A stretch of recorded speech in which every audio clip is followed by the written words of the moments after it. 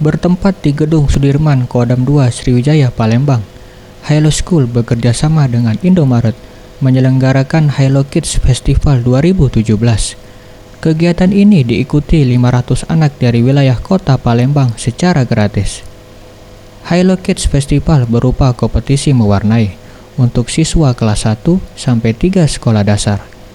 Selain di kota Palembang, Halo Kids Festival juga diselenggarakan di 9 kota lainnya.